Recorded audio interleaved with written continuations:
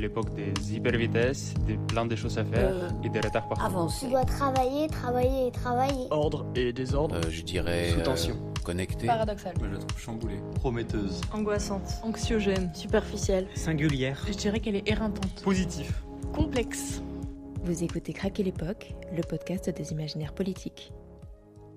Bonsoir à toutes et à tous et merci d'être présents ce soir à l'Université Rennes 2 pour cet enregistrement public du podcast Craquer l'époque.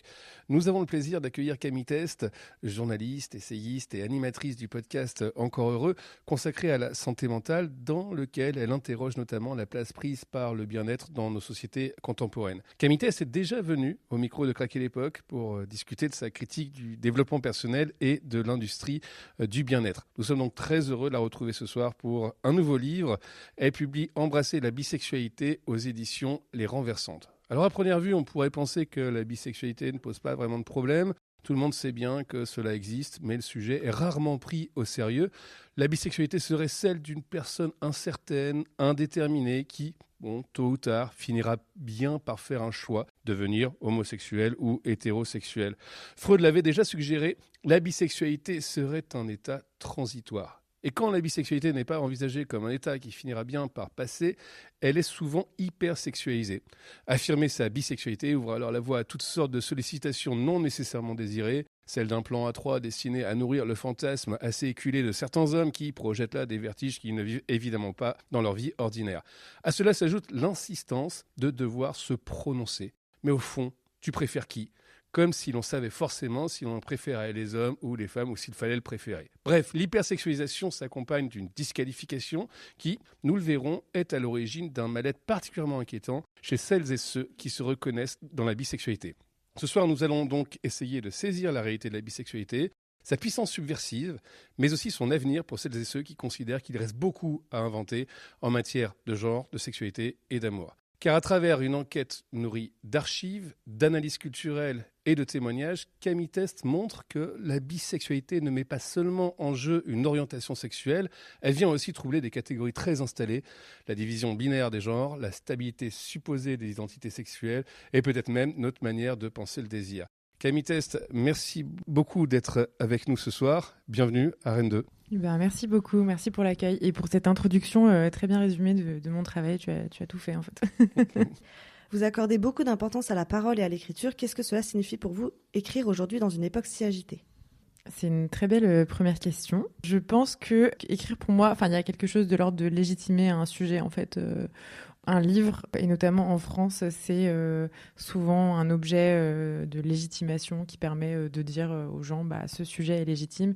Et dans le cas de la bisexualité, par exemple, c'est hyper important de le faire parce que c'est un sujet qui est très souvent considéré, on l'a dit un petit peu en introduction, comme pas si intéressant, ou pas si légitime, ou pas si central, ou pas si important. Or, ça l'est, on va y revenir, j'espère.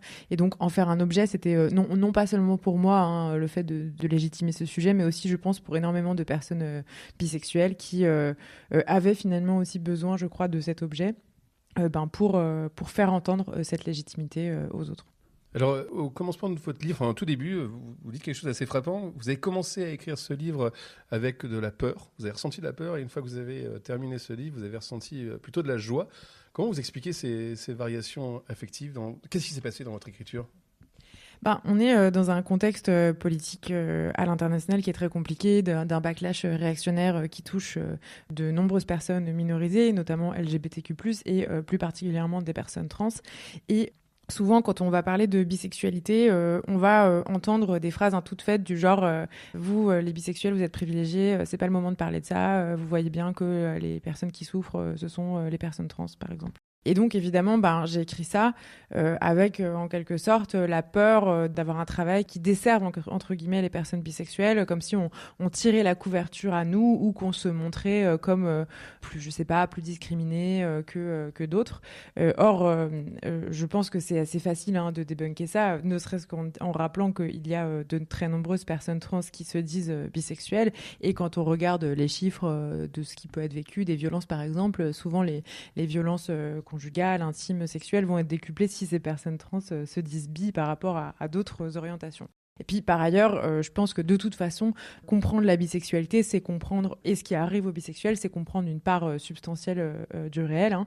Et donc, en accroissant cette compréhension de qu'est-ce qui arrive aux gens en fonction de stéréotypes, par exemple, qu'on place sur eux, ou de l'histoire qui est portée par les gens qui ont leur vécu, et ben en fait, on accroît notre capacité à lutter contre les problèmes et à créer un monde plus joyeux et plus solidaire pour tout le monde.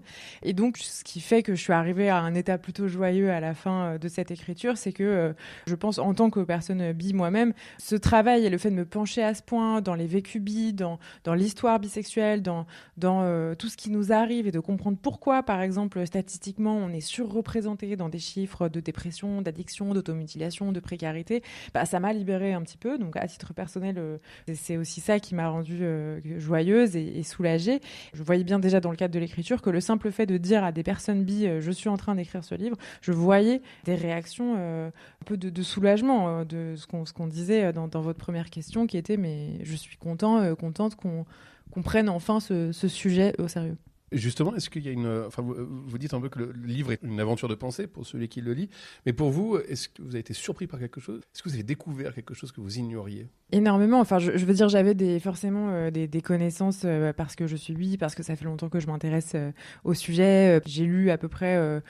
c'est peut-être exagéré de dire tous les bouquins, mais pas mal des bouquins qui ont été écrits. Bon, en France, c'est assez facile parce qu'il y en a très peu, mais dans le monde anglophone, par exemple, donc j'avais quand même une base. Mais oui, en fait, c'est le sujet de la bisexualité et des bis, c'est un sujet qui est très, très invisibilisé, donc c'est assez dur de trouver des choses. Et notamment, moi, je suis pas une immense consommatrice de cinéma. Et surtout, j'avais jamais regardé des films qui traitent de bisexualité. Il y en a pas beaucoup, mais il y en a quand même, avec un peu une attention précise à ce qu'on raconte des bisexuels dans ces films. Et ce dont je me suis rendu compte, et ça m'a vraiment surprise, c'est à quel point je savais qu'il y avait des stéréotypes spécifiques aux bi, mais je me rendais pas compte à chaque fois, quasiment à chaque fois, je dirais 99% du temps, quand un film, que ce soit un film des années 60, 70, ou là, un film qui est sorti il y a 3 mois pour citer un film que j'ai vu hier, dont je me rappelle même pas le nom tellement c'était mauvais, il y a toujours les mêmes clichés, peu importe l'époque, quoi. Et ça, vraiment, en fait, on ne s'en rend pas compte tant qu'on met pas en série toutes ces productions culturelles, je parle de films, mais on pourrait dire la même chose dans des livres ou autres. Ça c'est quelque chose qui m'a beaucoup surprise. Ouais. Vous commencez votre enquête par un geste apparemment simple, définir la bisexualité. Vous écrivez qu'être bisexuel, c'est être attiré par plus d'un genre, ce qui distingue la bisexualité de ce que vous appelez la mononormativité, c'est-à-dire l'idée qu'on ne devrait être attiré que par un seul genre. Mais très vite, on comprend que cette définition, elle rencontre des résistances. Pourquoi c'est si dur de définir la bisexualité ? Bon, déjà, les gens bisexuels ne vont pas toujours mettre exactement la même définition derrière bisexualité. Il y a à cela plusieurs raisons. La première est que, en fait, c'est un terme qui date de la fin du 19e siècle et qui, à l'époque, lorsque le terme a été forgé, on parlait pas de genre, on parlait de sexe et on avait le sexe masculin, le sexe féminin, et bisexualité, en gros, ça voulait dire des attirances et des comportements sexuels ou romantiques avec les deux sexes. Du coup, forcément, dans le lot des personnes bi, il y en a quelques-unes qui ont pu garder cette espèce de dichotomie. Et puis, pour la plupart des bi, ce que j'observe et de ce qu'on peut voir dans les statistiques, aujourd'hui, on va plutôt parler de la bisexualité comme une attirance pour plus d'un genre, ce qui permet, en gros, d'inclure tous les genres, c'est-à-dire non pas seulement masculin et féminin, mais aussi toutes les personnes qui ne se retrouvent ni dans le genre masculin et féminin. Et donc, en ce sens... Le fait de se rendre compte, ça aussi, ça m'a un peu surprise, en fait, de me rendre compte que la majorité des bi avaient embrassé cette question-là. C'est aussi quelque chose qui m'a fait me questionner sur pourquoi, du coup, on utilise le terme pansexuel. Pan, qui est un préfixe qui évoque le tout. Et en gros, les personnes pan vont dire qu'elles sont attirées par tous les genres ou par les gens indépendamment de leur genre. En fait, ces deux termes cohabitent souvent comme des synonymes. À mon sens, une de mes hypothèses, même si finalement elle est difficile à prouver, c'est que les personnes pan vont très souvent mettre le mot pan comme une façon, soit parce que le terme leur convient mieux, parce que je sais pas, il est plus beau, ou ça marche mieux, peu importe, ou alors parce que ça peut être une façon de contourner le mot bi et en espérant peut-être avec lui contourner une part des violences et des stéréotypes qu'on plaque spécifiquement sur les personnes bisexuelles. Sauf que ça ne marche pas. puisque quand on regarde les rares études qui ont été faites pour traiter par exemple des violences vécues par les personnes qui non pas seulement qui se disent bi mais pan, les personnes pan sont encore plus représentées. Reste que je crois que, y compris dans les milieux LGBTQ+, se dire pan peut parfois être une façon de couper court à l'un des stéréotypes qu'on peut avoir sur la bisexualité, qui serait que les personnes bi, en utilisant ce préfixe, auraient à coller à la peau en quelque sorte cette binarité et cette idée que finalement il n'y aurait que deux genres, masculin, féminin, ou alors que ce serait des sexes, ou alors qu'on ne prendrait pas en considération la question du genre, et donc en fait les bis seraient transphobes ou ambiphobes, c'est-à-dire discriminant des personnes non binaires. Dans les faits, c'est objectivement pas le cas, ou pas plus le cas que dans pour n'importe quelle autre orientation sexuelle. Vous évoquez dans votre livre un extrait de la série musicale Crazy Ex-Girlfriend. On écoute.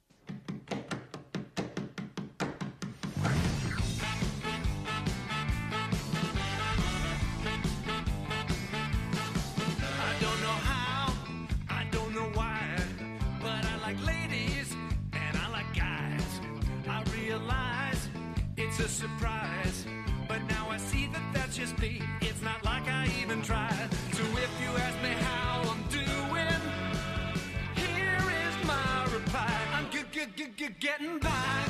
I'm getting by. Oh yeah, I'm letting my bi flag fly. Not gonna hide it, not gonna lie. I'm a bi kind of guy. There's no reason to be shy. It's a fact I can't deny.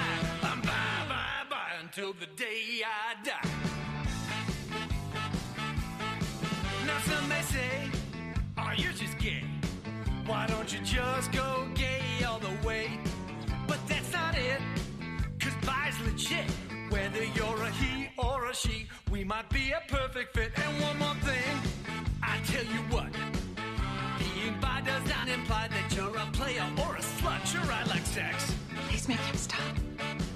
But I'm no hoe, I take things slow until I feel at ease.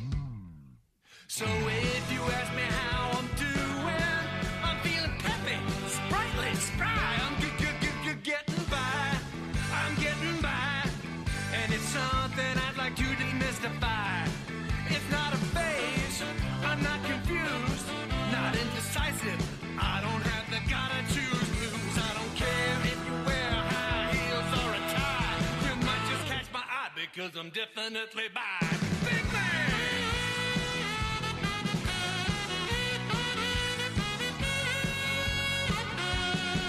I'm getting by. I'm getting by. I'm getting by. I'm getting by. I'm getting by. I'm getting by. It doesn't take an intellectual to get that I'm bisexual.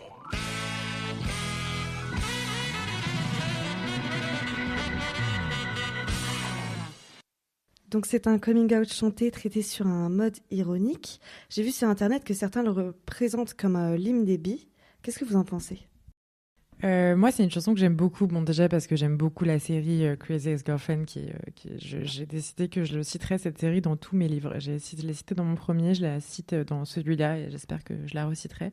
C'est une représentation qui est très chouette, et en plus qui, je crois, l'est d'autant plus que... alors on a vu des représentations sympas de bisexualité dans des séries plutôt ados, du genre Sex Education ou Heartstopper, où là on représente des bisexuels adolescents, et finalement c'est génial d'avoir des représentations positives de bi qui sont ados ou jeunes adultes, mais là la personne qui chante, c'est...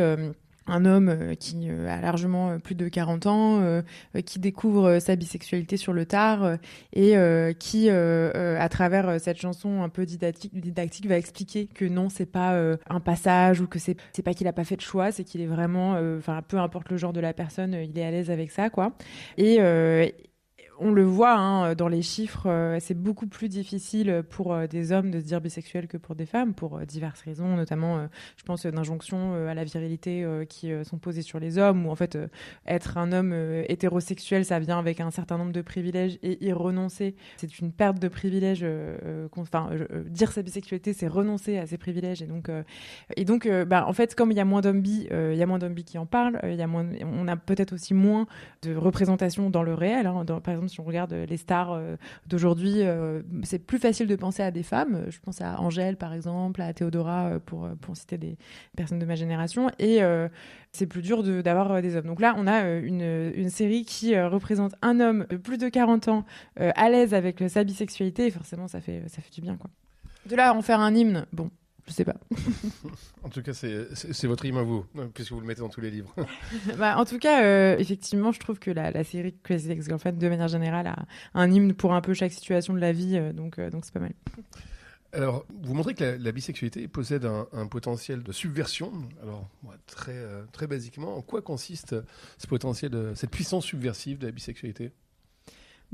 Je pense que, sans dire que être bisexuel, c'est forcément être révolutionnaire, je commence par ça pour une raison simple, qui est que je pense même qu'on a, dans le monde LGBTQ+, notamment, souvent parlé des personnes bisexuelles comme des personnes qui, finalement, seraient des passagers clandestins, des gens qui voudraient profiter des avantages de l'hétérosexualité, mais qui, la nuit venue, viendraient profiter, entre guillemets, se servir du monde homosexuel pour vivre des expériences.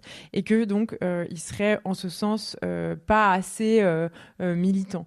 Il y a un historien italien très très connu, un des plus grands historiens de l'homosexualité en Italie, qui s'appelle Giovanni Dall'Orto, qui a écrit noir sur blanc dans les années 2000 que on n'avait jamais vu de bisexuels dans les manifestations, mais on les voit en gros dans les backrooms, dans les buissons, donc sous-entendu ils sont là pour profiter et avoir des relations sexuelles, mais pas pour manifester. Or c'est totalement faux, puisque quand on se penche sur l'histoire des luttes homosexuelles, ou plus généralement des luttes queer, les bis ont toujours été là. Des personnes bi, on en a vu dans des émeutes de Stonewall, aux premières marches des fiertés, en passant par les années du VIH-Sida où les bi étaient sur le pont. Donc bref, il y a évidemment, ça serait complètement fou de dire le contraire, des personnes bi aux avant-postes de toutes les luttes, et des luttes LGBTQ+, mais aussi de manière générale de toutes les luttes écologistes, antiracistes, féministes, voilà. Donc je voudrais pas, je vois souvent cette tendance de certaines personnes bi, et notamment à gauche, qui, un peu pour donner des gages on est des bons militants, essayent à tout prix de démontrer le caractère révolutionnaire de leur comportement ou de leur bisexualité. Donc je tiens à commencer par ça, en répondant à votre question, en disant en fait, déjà, être une personne minorisée, survivre dans cette société, c'est déjà un gros travail. Donc, ne vous imposez pas de performer une espèce de caractère révolutionnaire juste pour vous faire bien voir, même si je comprends ce besoin de se faire bien voir dans parfois des communautés qui vous rejettent un peu. Cependant, effectivement, le fait d'être attiré par plus d'un genre, dans un cadre mononormatif, donc c'est-à-dire effectivement dans un monde qui considère que ce qui est normal ou souhaitable, c'est d'être attiré par un seul genre, évidemment, si possible, le genre opposé, c'est pas pour mettre à niveau l'hétérosexualité et l'homosexualité, c'est déjà quelque chose, c'est déjà remettre en cause une certaine forme de binarité, je pense. Le fait d'être bi, et le fait de voir à quel point les gens réagissent au fait que vous puissiez être attiré par plus d'un genre, parfois en pensant que vous mentez, parfois en vous posant des questions du genre « mais t'aimes vraiment quoi ? Tu préfères les hommes ou tu préfères les femmes ?» N'importe quelle personne bi vous racontera que c'est souvent des questions auxquelles on a à répondre. Le fait souvent d'être aussi considéré comme des traîtres, parfois avec un peu l'idée que finalement on voyagerait du monde hétéro au monde homo, on voyagerait aussi du monde des femmes au monde des hommes, donc on aurait vraiment cette capacité à passer de l'un à l'autre. Tout ça, ça montre à quel point on est dans une société qui est obsédée par le genre en fait, et par la différence du genre, et par le fait que finalement ça serait si différent de relationner avec des hommes et avec des femmes, ça serait des mondes différents, et ça serait important de rester comme ça, quoi. Or effectivement, quand on est comme le sont les personnes bi attirées par plusieurs genres, donc en fait finalement qui font baisser l'importance du genre, on finit par se dire mais du coup quel intérêt même a le genre en quelque sorte. En vous lisant, j'ai pensé immédiatement à Michel Foucault sur la question des pratiques de liberté, qui consiste à dire qu'en fait, la subversion, c'est pas simplement contester des normes, mais c'est aussi inventer, créer, c'est expérimenter d'autres façons de vivre, d'autres formes de vie, quoi. Est-ce que vous diriez que justement dans la bisexualité, il s'invente peut-être aussi d'autres façons de penser ce que peut être en tout cas, je pense que être bi, c'est aussi avoir un vécu où on n'est jamais complètement chez soi. Parce qu'on n'est pas chez soi dans le monde majoritaire hétérosexuel. On n'est pas non plus chez soi fois complètement dans le monde gay et lesbien où ça peut être très compliqué de se sentir légitime, où on a souvent l'impression d'être demi-respecté, demi-protégé, de devoir souvent se justifier sur nos attirances, de devoir performer des formes de queerness qui ne sont pas les nôtres. Et donc du coup, j'ai l'impression que effectivement, être bi, c'est naviguer un peu dans ces espaces et c'est en quelque sorte devoir habiter une sorte de troisième voie qui est, je trouve, de plus en plus présente parce que je crois que de plus en plus de personnes bi prennent conscience de ce vécu-là, commencent à se rendre compte que non seulement c'est pas normal, mais ça a un impact très concret sur leur estime d'eux-mêmes, sur leur santé mentale, parce qu'en fait, quand vous avez pas de chez vous, quand vous avez aucun endroit où vous êtes majoritaire, en fait, ça a des conséquences vraiment très très réelles sur votre sentiment de sécurité. Et donc, je crois qu'il y a aujourd'hui, et on le voit un peu partout, des collectifs, par exemple, qui se montent de personnes bi, qui veulent vraiment s'organiser, comprendre ce qui leur arrive collectivement, se politiser, essayer de réfléchir à comment améliorer leur situation, mais aussi tout simplement faire communauté. Et dans cette communauté, il y a une culture qui émerge, on pourrait parler d'une culture bi, qui jusqu'à maintenant était, je crois, assez difficile à nommer. Par exemple, quand on fréquente un petit peu le monde LGBT, on pourrait assez facilement, si on vous demande c'est quoi, donne-moi des éléments d'une culture lesbienne ou d'une culture gay, ça serait pas si compliqué de répondre, il y aurait des éléments qui nous viendraient en tête. Alors que jusqu'à maintenant, parler d'une culture bi, ça c'est un peu plus difficile d'y répondre. Et pourtant, je crois qu'effectivement, de ce que j'observe, il y a une volonté de plus en plus de la part de personnes bi d'exister aussi en tant que culture, que sous-culture. Je vois aussi émerger, en tout cas l'envie de faire émerger un regard bi.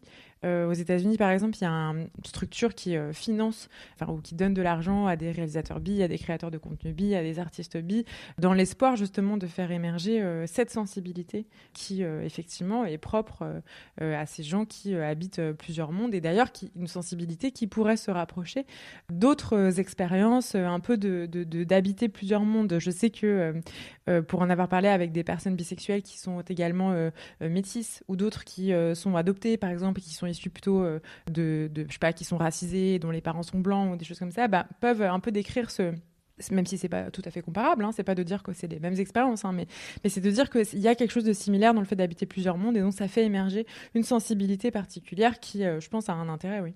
J'anticipe un tout petit peu sur une question sur laquelle on va revenir plus tard, mais moi, une des choses qui m'a choqué, c'est quand j'ai vu qu'un des stigmates, c'est le fait d'être indéterminé, le fait d'être incertain. Moi, je le voyais plutôt comme quelque chose d'hyper intéressant, au sens où le pouvoir a la passion pour le classement, pour rendre les choses tout à fait toujours lisibles et déterminées.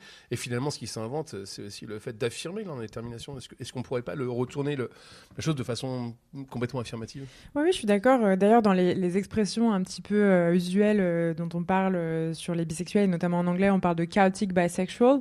Souvent, on associe la bisexualité au fait d'être un peu partout en même temps et de pas trop savoir, etc. Alors parfois, il y a des stéréotypes qui viennent avec, de type instabilité. Et souvent, par exemple, quand on fait des études sur que pensez-vous, de donner des mots qui vous font penser aux bisexuels, on va vous dire bipolaire, par exemple. Ça dit beaucoup en fait du fait que dans la tête des gens, la bisexualité peut avoir un lien avec l'instabilité. Et encore une fois, on pourrait se dire, c'est pas forcément grave d'être bipolaire, sauf que dans une société qui est psychophobe, qui est saniste et qui va violemment réprimer ou essayer de contrôler des personnes qui ont des troubles psy, forcément, ça l'est. Et donc, oui, effectivement, je pense qu'il y a quelque chose de se réapproprier, par exemple, des termes comme chaotic bisexual, ou plus généralement le fait de ne pas savoir, et d'être toujours, surprise de vers qui on va se tourner, qui va nous attirer la prochaine fois, ou même sans parler des attirances sexuelles et romantiques, d'être un petit peu dans une espèce de redécouverte constante de ces désirs, que ces désirs soient portés sur des gens, ou tout simplement, je sais pas, pour moi, est-ce que finalement, c'est pas extrêmement bisexuel que de changer, je sais pas, de loisirs en continu ou d'intérêt. Enfin, il y a quelque chose comme ça, je pense. C'est pour ça que je le rapproche vachement de l'expérience du TDAH, qui est aussi une neuroatypie où on va avoir un intérêt très fort pour quelque chose, puis boum, changer sur autre chose.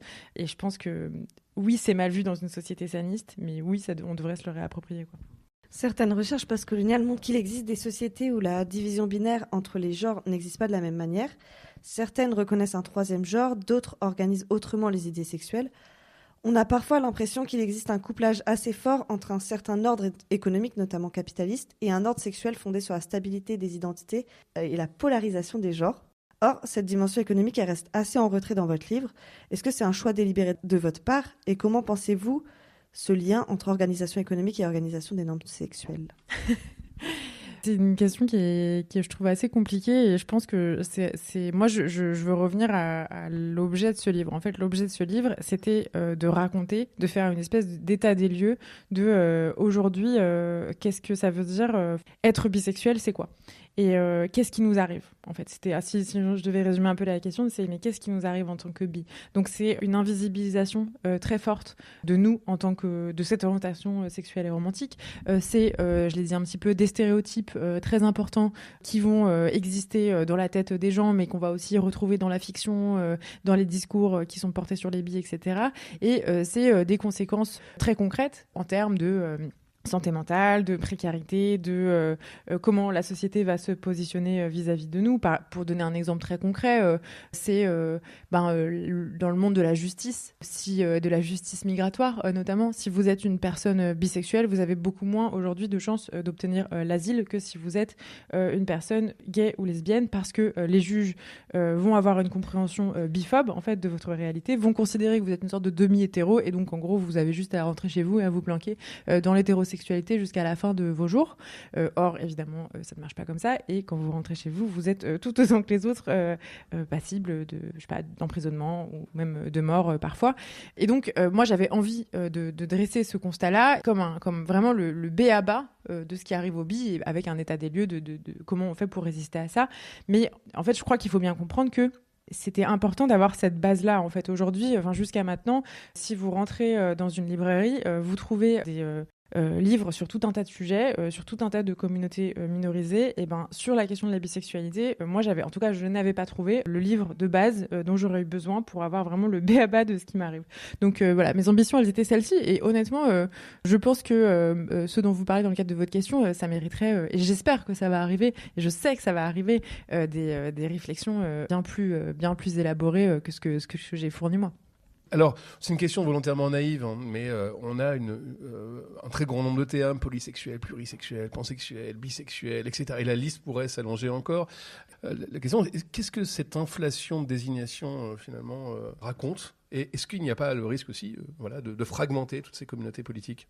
Je pense qu'effectivement, elle dit beaucoup d'un morcellement des identités ou d'une envie parfois de venir poser un mot au plus près de son expérience. Et forcément, son expérience, elle est colorée de ce qu'on va percevoir, de ce qu'on a envie de dire de nous-mêmes. Et quand on est bi, en fait, comme on passe notre temps à nous justifier de oui, je suis bisexuelle, mais alors est-ce que oui, mais promis, je suis pas ci, mais promis, je suis pas ça, ou alors je suis attirée tant de pourcents par telle personne, puis tant de pourcents par telle autre. Enfin bref, on doit en fait constamment se justifier. Enfin même cette justification, elle va pour à nouveau donner un exemple très concret. Il faut se figurer que par exemple, si vous êtes une personne bisexuelle et que je sais pas, vous rencontrez quelqu'un sur OkCupid et que vous allez en date avec cette personne, vous allez sans doute devoir lui faire un coming out bisexuel, parce que forcément la personne va projeter sur vous le fait si par exemple vous allez en date avec une personne de même genre, souvent la personne va figurer que vous êtes homosexuel et une personne de genre différent que vous êtes hétéro. Donc c'est quand même assez étonnant de se dire on va devoir à chaque fois se mettre en vulnérabilité, parce que faire un coming out, c'est aussi s'attendre à recevoir des stéréotypes. Voilà. Et donc, ce vécu-là, je pense qu'il pousse beaucoup de personnes, notamment dites sous le parapluie bi, donc ça englobe un peu tous les termes que vous avez utilisés, à trouver peut-être le mot qui les mettra un peu le plus en sécurité.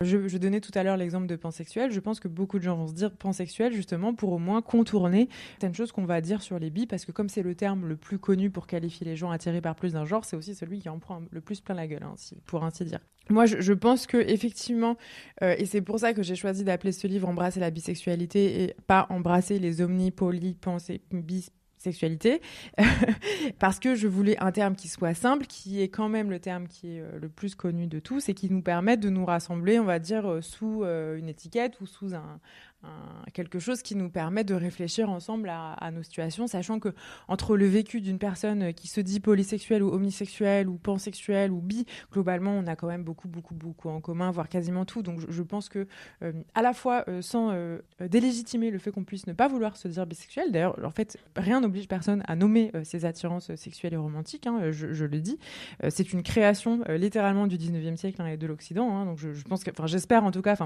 à terme qu'on arrêtera avec ça.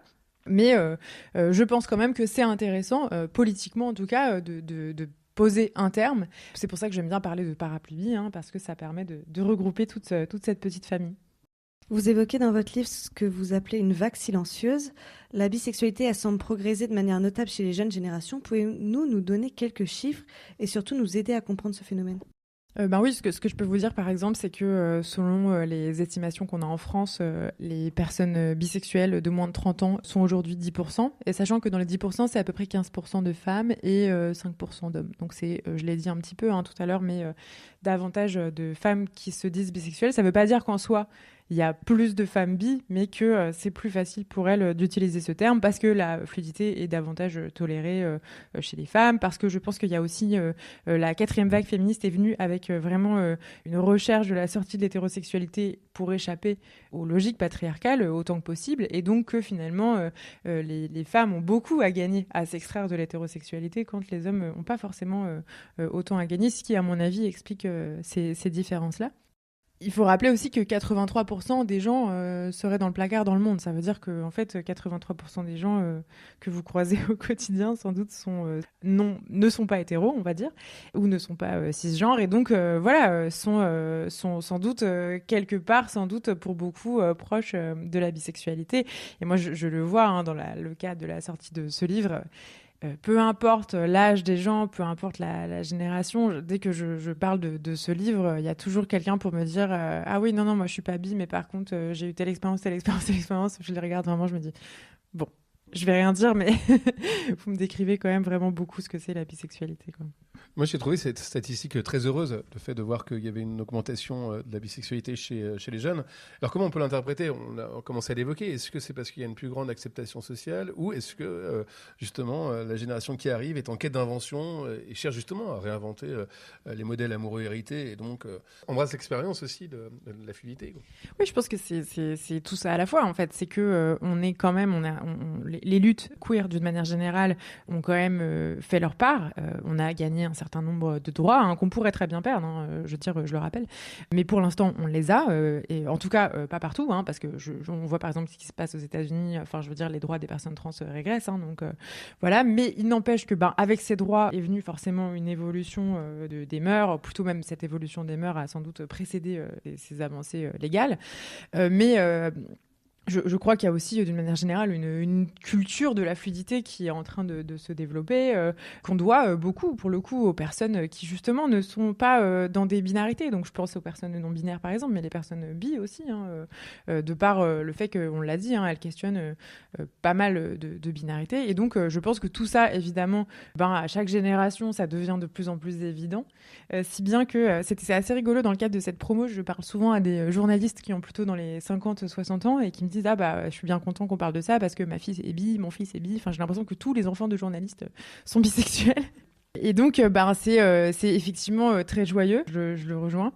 Je pense que c'est important quand même de dire que c'est pas parce que, par exemple, les nouvelles générations et des chiffres qu'on a sur les adolescents bisexuels, c'est pas parce qu'ils sont plus nombreux à se dire bisexuels que ça va mieux pour autant. Quand on regarde des chiffres, par exemple, de santé mentale ou de harcèlement scolaire ou de harcèlement sur Internet, les jeunes bisexuels sont surreprésentés. Donc, à nouveau, vis-à-vis des hétéros, mais ça, je pense que ça paraît évident, mais aussi pour beaucoup d'indicateurs vis-à-vis des personnes gays et lesbiennes. Donc, c'est pas parce qu'on se dit plus bisexuel que c'est forcément très facile pour autant.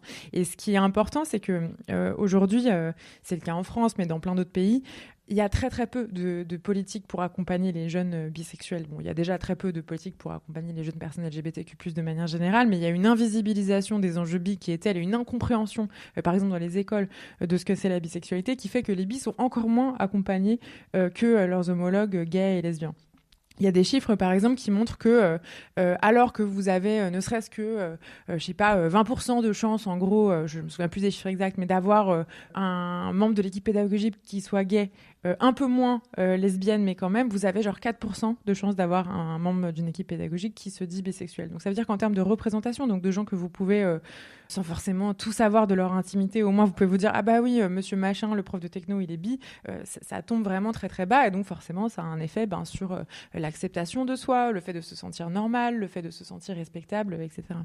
Votre livre, c'est pas à proprement parler une sociologie de la bisexualité, mais si on raisonne sociologiquement, est-ce qu'on peut observer que certaines catégories sociales sont plus représentées que d'autres ? Autrement dit, les orientations sexuelles peuvent-elles aussi être liées au mode de vie et aux conditions sociales d'existence. En tout cas, effectivement, si on se penche, et c'est pas un sujet que j'aborde, mais c'est un sujet sur lequel je suis déjà tombée sur des informations sur le sujet.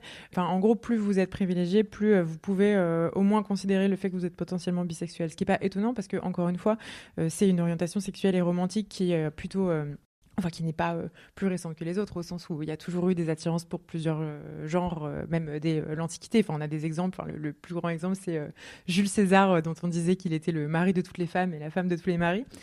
Mais se dire bi, avoir une réflexion sur la fluidité, avoir du temps pour réfléchir, finalement, c'est vrai que c'est assez binaire, la mononormativité, donc le fait d'être dans un système qui rend surtout légitime le fait d'être attiré par plus d'un genre. Honnêtement, il faut avoir du temps pour le penser. Il faut avoir aussi peut-être un intérêt pour ces questions, ce qui explique aussi sans doute pourquoi souvent, dans le cadre de la promo de ce livre, il m'arrive de faire des vidéos ou des trucs comme ça, et donc souvent il y a des commentaires un peu désagréables pour dire que c'est mes trucs, c'est des problèmes de riches, mais en un sens c'est vrai, pour réfléchir à ces questions, c'est comme tout, faut avoir du temps. Ce qui ne veut pas dire qu'il n'y a pas de personnes bisexuelles dans toutes les classes sociales, au contraire, je pense qu'en fait on est représenté de la même manière, c'est simplement il y a une différence entre se dire bi, avoir eu un processus où on a eu du temps pour finir par se dire bi et pour diverses raisons, mais parfois simplement des raisons de sécurité, se dire autre chose. Donc souvent, on va se dire hétéro parce que c'est ce qui nous met le plus en sécurité, mais on va aussi parfois, si finalement on reconnaît en soi une forme de queerness, on va pouvoir se dire lesbienne ou gay par exemple. Et ça sera aussi parfois dans certains espaces plus facile que se dire bi, qui rajoutera en fait une couche de complexité, parce que il faut bien comprendre que la biphobie, donc les discriminations à l'encontre des personnes bi, elles ne sont pas juste l'apanage des milieux hétéros, elles existent aussi dans les milieux gays et lesbiens. Donc si déjà vous êtes dans une situation où vous avez, en dépit de toutes les difficultés, trouvé de la sécurité dans un monde gay ou dans un monde lesbien, vous n'allez pas prendre forcément le risque de remettre ça en cause, de vous mettre en difficulté encore plus en venant rajouter, on va dire, encore une couche de complexité à votre identité. Alors, vous avez choisi un extrait de la série Brooklyn Nine-Nine. Dans cette scène que l'on va écouter, le personnage de Rosa Diaz fait son coming out bisexuel auprès de ses parents. Okay, quick update on the Warren Street break-in. Security cameras caught a picture of the suspect, and guess what? That's right, we got a hot perp alert. Bam, bam, bam, bam, bam, bam, bam. That's a handsome man. I'd like to bring that guy to justice. We all would. But unfortunately, police cornered him, and he shot himself in the face. All right, thank you for that shockingly dark update. Anything else? Yes. Something I'd like to say. I'm a pretty private person, so this is kind of hard for me, but here we go. I'm bisexual. All right. I will now field 1 minute and 0 seconds of questions pertaining to this. Go. Amy. How long have you known? Since 7th grade. I was watching Saved by the Bell and I thought, Zach Morris is hot. And then I thought, Lisa Turtle, also hot. The fact that the words Kelly and Kapowski didn't just come out of your mouth is lunacy. What made you decide to tell us now? Charles found out on the road trip, and I was positive he was not going to be able to keep the secret for much longer. Bye, Rosa. I mean, not bye, but bye. I mean, see ya. I mean, have fun only having sex with men, just banging dudes left and right. I just stopped saying bye altogether. So are you seeing anyone now? Yeah, her name's Tiffany. Are you lying about her name so we won't look her up? Yes, I am. Next. Do you know Anne Heche? I do. Oh. I must say, this is going considerably better than when I came out to my colleagues. They were not, as the kids say, awake. Do you mean woke? I did mean woke, but it's grammatically incoherent. Okay, we have time for one more question. Oh! Nope, absolutely not. We're done. Smart. It was not tasteful. Alors, justement, dans cette scène, admettons que nos auditeurs ou nous-mêmes, quelqu'un nous fait son coming out bisexuel. Qu'est-ce qu'il faut surtout pas dire et qu'est-ce qui, au contraire, en fait, serait plutôt une bonne manière de réagir? Bon, alors déjà, cette scène, elle est mythique. C'est une scène de la série Brooklyn Nine-Nine. Et là, le personnage de Rosa Diaz, du coup, fait un coming out bisexuel et donc permet aux gens, à ses collègues, elle est policière, et donc elle permet à ses collègues policiers de poser 1 minute de questions.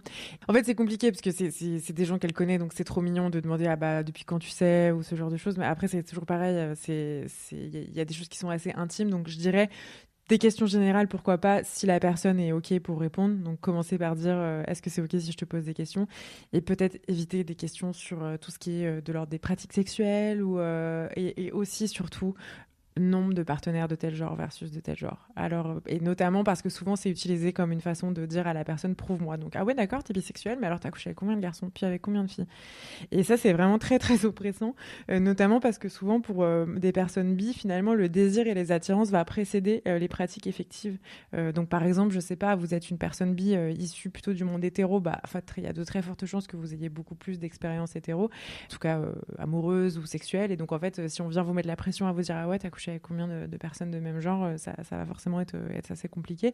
Mais en fait, c'est assez vrai aussi dans l'autre sens. Enfin, moi, je discute avec plein de gens qui font des coming out bi depuis une position de gens qui se seront dit avant lesbiennes ou gays.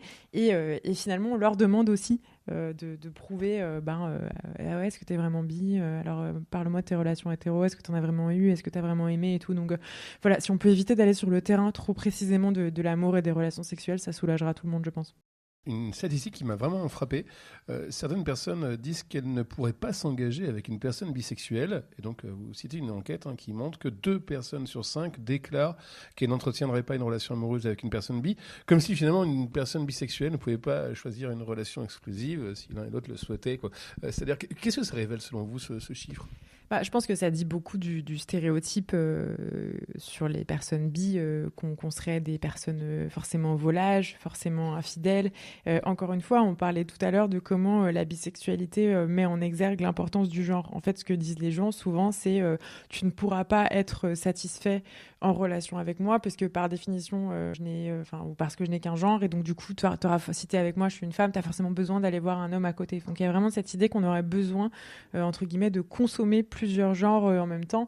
C'est effectivement fou de se dire, moi ça m'a vraiment choquée quand je me suis dit, bah si 75% des gens seraient d'accord en moyenne pour coucher avec moi en tant que bi, en fait quand on parle de relations amoureuses, ça tombe à 60%, quoi.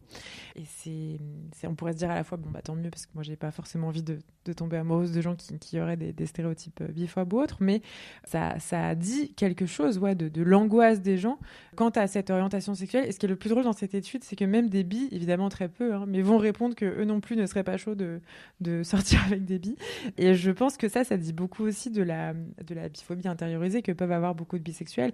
Je cite aussi dans mon livre une personne qui a fait de la recherche et qui montre que quand on demande en gros, la personne a demandé à des bisexuels interviewés est-ce que vous êtes content d'être bisexuel, souvent les gens vont vous dire non, et elle a posé la même question à des lesbiennes et en moyenne elle disait plutôt oui. Donc ça dit aussi quelque chose de à quel point c'est pas forcément une orientation sexuelle dont on est fier, dont on est satisfait, ce qui va vraiment à l'encontre d'un autre stéréotype qui serait que ce serait un effet de mode et que finalement les bi diraient ça pour faire leurs intéressants, parce que si c'était le cas, c'est pas comme un nouveau sac à main dont on serait fier, voilà, c'est vraiment quelque chose souvent que les bi vont porter comme un poids et pas du tout comme un élément de fierté. Et c'est aussi d'ailleurs pour ça que ce livre existe, c'était parce que j'avais vraiment envie qu'à la fin, quand on est bi et qu'on referme ce livre, on se dise mais en fait c'est trop bien d'être bi et parlons-en et célébrons-le.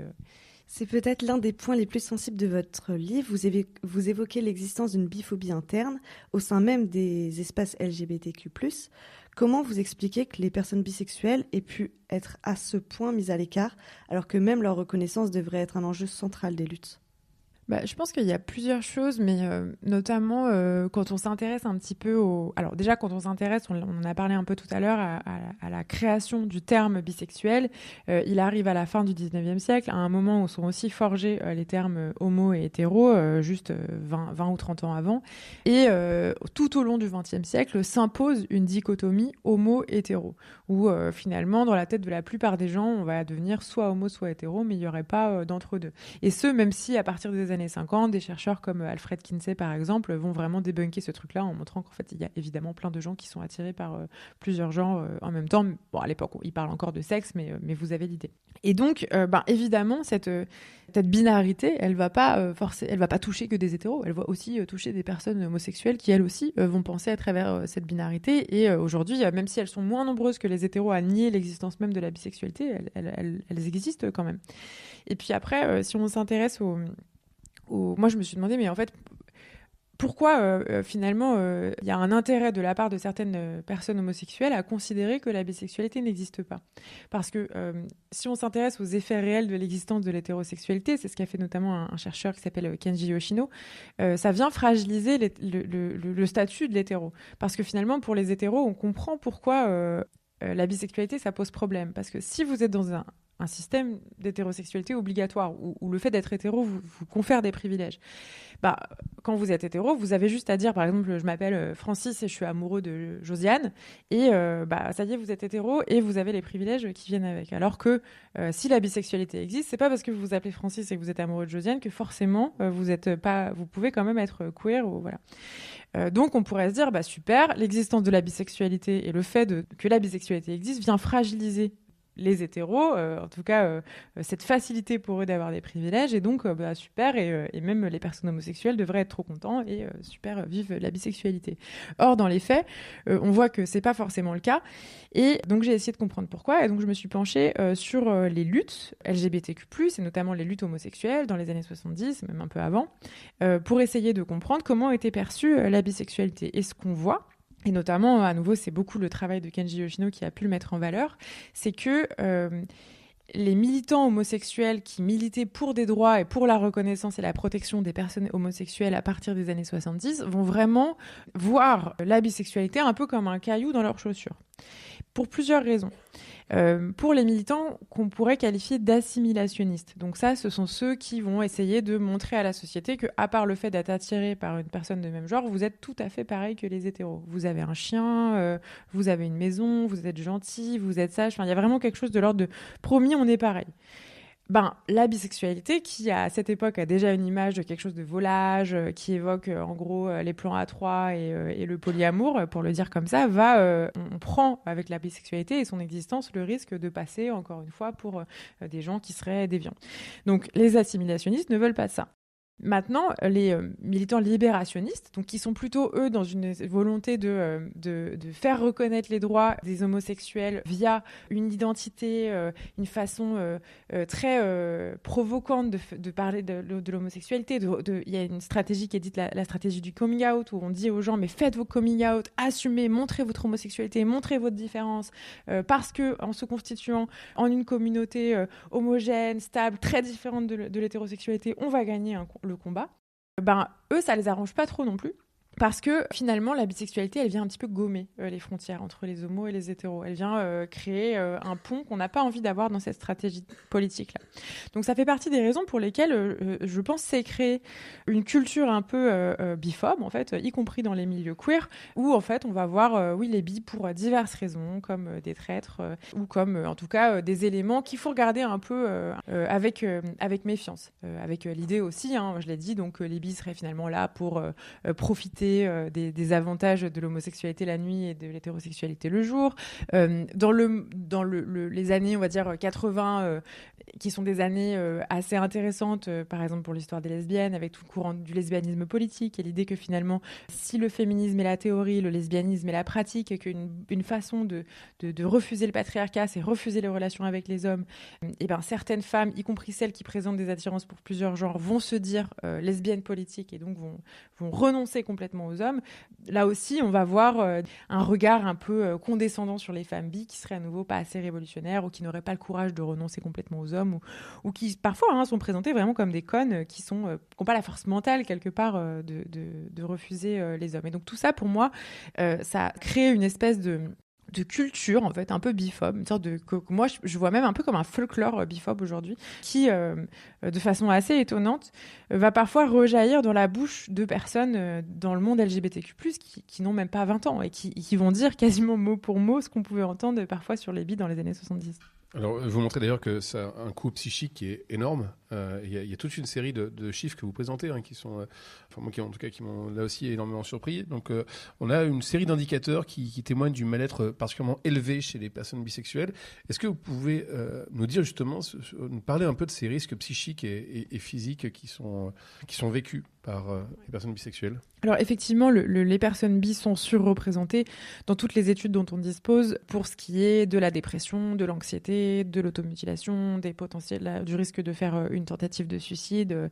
Et en fait, ce mal-être va aussi rejaillir sur des éléments encore plus matériels de type la précarité où les personnes bi sont surreprésentées. Donc pour comprendre ça, il faut tisser un peu tout ce dont on parle depuis tout à l'heure et montrer que, quand on est bi, on est non seulement on n'a pas de maison, j'aime bien dire comme ça, c'est-à-dire qu'on n'est pas chez nous dans le monde majoritaire, on n'est pas non plus complètement chez nous dans le monde LGBTQ+. On a une image de soi qui est forcément colorée des stéréotypes d'instabilité, d'hypersexualité, de parfois de psychopathie, de nymphomanie, tout ce qu'on va voir notamment dans des films. La plupart des films que vous allez regarder, moi je pense à un film qui date de l'année de ma naissance, donc c'est assez vieux, mais Basic Instinct avec Sharon Stone, c'est un film où vraiment, en plus Sharon Stone est incroyable et tout, sauf qu'en fait elle est psychopathe et par ailleurs elle est bisexuelle. Et donc en fait vous allez voir que beaucoup de psychopathes sont souvent bisexuels.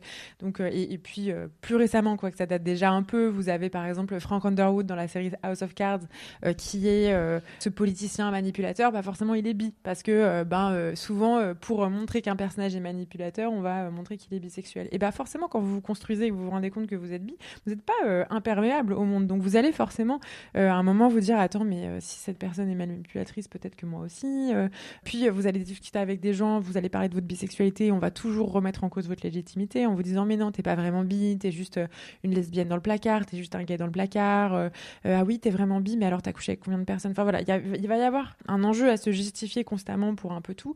Donc vous mettez tout ça bout à bout et vous finissez par avoir un regard sur vous-même qui est compliqué. Puis par ailleurs, les stéréotypes et le regard que la société porte sur la bisexualité peut aussi faciliter le passage à l'acte chez des agresseurs et des agresseuses. Et on le voit dans les chiffres de violences conjugales et sexuelles, les personnes bi sont surreprésentées, y compris par rapport à nouveau aux personnes hétéro, gays et lesbiennes. Par exemple, il y a un chiffre, 63% des femmes bisexuelles ont été victimes de viols contre 35% des femmes hétérosexuelles. Ouais. Et il n'y a pas le chiffre sur les lesbiennes, mais les lesbiennes sont moins victimes de viol que les familles. En moyenne, encore une fois, on parle de moyenne, et ça n'est jamais, je tiens à le préciser, c'est jamais pour mettre en concurrence des communautés minorisées qui, de toute façon, ont toute la vie dure et ont leurs enjeux. C'est juste pour dire que, contrairement à ce qu'on fait souvent, qui est de minimiser la réalité des personnes bi, au contraire, en fait, il faudrait s'y intéresser parce qu'on est là face à un problème de santé publique. S'il y a autant de violence à l'encontre des personnes bi, c'est qu'en fait, à nouveau, les stéréotypes dont elles sont victimes vont faciliter le passage à l'acte. Si vous considérez que une personne bi, elle est forcément volage, elle est forcément instable, vous allez peut-être la violenter soit par jalousie, soit parce que vous allez considérer qu'elle est folle et que du coup, finalement, recourir à la violence à son encontre est une sorte de passage à l'acte obligatoire. On sait très bien que même le fait de dire, par exemple, cette femme est folle a souvent été une façon de légitimer un passage à l'acte contre les femmes de manière générale. Donc, pour les femmes queer, c'est encore pire. Vous allez avoir, peu importe le genre avec lequel la personne bi relationne, vous allez avoir des risques. C'est-à-dire que si, par exemple, vous êtes une personne bi en couple hétéro, votre partenaire hétéro va peut-être avoir recours à la violence. Je pense par exemple à des viols correctifs pour vous punir en quelque sorte d'être queer. Mais même quand vous êtes dans des couples avec des gens de même genre, on va aussi potentiellement avoir recours à la violence pour les mêmes raisons, de la jalousie.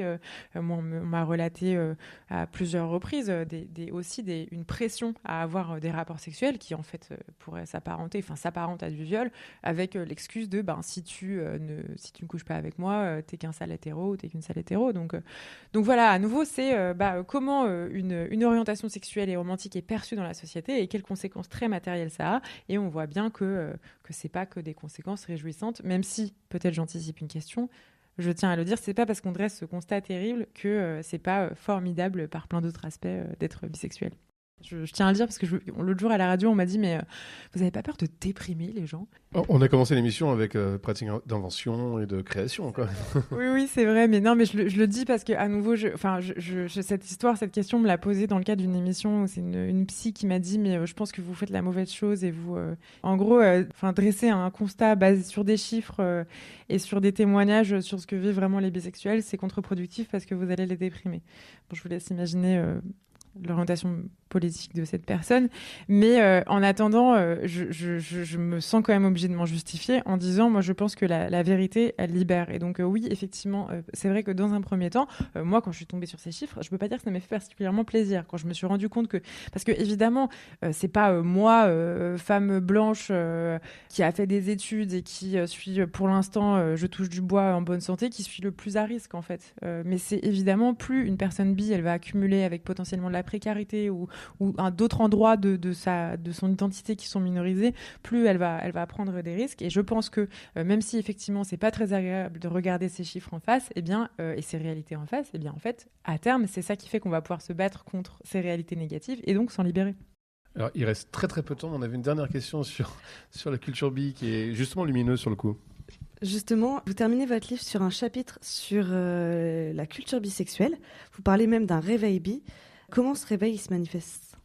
Alors, je crois que ce réveil bi se manifeste par beaucoup de choses, par la création de collectifs qu'on voit émerger un peu partout. Ces dernières années, on a vu, notamment en France, des collectifs émerger dans plein de villes. Et à chaque fois que je vais dans une nouvelle ville, je croise des gens qui me disent « Mais oui, mais là, il y a un collectif bi qui vient d'être créé. » Donc je pense que déjà, ça répond à un besoin. Puis dans ces collectifs, il y a des cercles de parole, des endroits où on vient chercher à déposer des choses qui peuvent être compliquées ou des activités militantes pour, je sais pas, organiser des marches, par exemple. Mais il y a aussi des trucs hyper joyeux, organiser des activités ensemble, aller à l'escalade entre personnes bisexuelles, faire du collage, de la peinture, de la poterie. Il y a quelque chose de très subversif, je crois, à se retrouver avec d'autres personnes bi dans une même pièce quand on a une identité qui est autant invisibilisée, où souvent des personnes bi vont vous dire « Mais moi, jusqu'à maintenant, je ne connaissais pas de bi. » En fait, si des bi, vous en connaissez, vous en croisez tous les jours, je peux vous le garantir. Vous en voyez tous les jours à la télé, mais en fait, oui, si on ne vous le dit pas, forcément, c'est compliqué. Et puis après, je crois aussi que la culture bi, comme beaucoup de cultures minoritaires, elle s'exprime beaucoup sur les réseaux sociaux. On va le voir via plein de comptes Instagram, il y a une très grosse culture de mèmes, évidemment, bisexuels, parce que c'est une façon pour beaucoup de gens de se repérer, de faire du lien. Ce qui est un tout petit peu dommage, c'est que ça peut être un tout petit peu excluant pour des personnes d'autres générations. C'est vrai que moi, il m'arrive de plus en plus de rencontrer des personnes bi qui ont, on va dire, plus de 60 ans et qui se sentent un peu isolées, je pense, parce qu'elles n'ont pas forcément toujours exactement les codes pour adhérer ou pour comprendre un petit peu ce qui se passe autour de cette culture des mèmes et autres. Donc je le dis aussi en me disant que s'il y a des bi qui écoutent cet épisode, c'est chouette d'avoir aussi une vigilance aux bi les plus âgés qui peuvent être aussi assez isolés.